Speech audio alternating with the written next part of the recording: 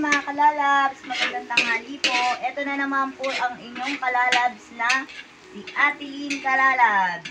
Nag-umpisa na po akong magsangag para dadali na doon sa pwesto. Mga kalalabs, maraming salamat po sa mga tumangkilik kahapon sa pagbili ng aking paninda.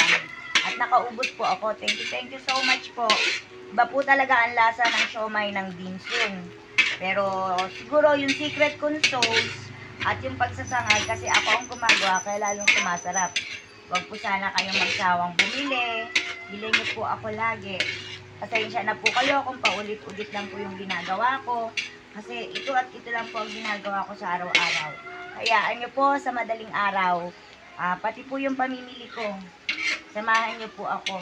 Tulungan niyo po akong magtawad-tawad sa mga pagbibili ng mga sahog sa mga sauce ko sa siomay. Guys, sige po. Wala na po yata akong masabi. Mamaya na lang po ulit sa ano. Yan. Yan. I-ano ko muna po to. Yan, ganyan. Yan. Kaya lang mga kalalabs, tingnan nyo, parang maano ang panahon. Mukhang uulan.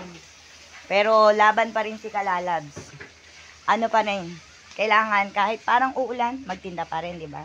Ayan, nakaayos na rin siya. Yun yung dinadala ko doon. Bago ko dalhin doon, ipine-prepare ko muna siyang lahat, kalalabs. Eto na po. Ito. Hindi ko na sasabihin ang secret para naman baka mamaya pag gumawa kayo, hindi nyo na ako puntahan doon sa shop. Diba? Araw-araw po nauubos po ang aking tiyahang. Tiyahang po ang tawag dito. Dahil hindi lang po ito normal na sinangag lang. Talagang marami pa pong klase na nilalagay po ako dyan.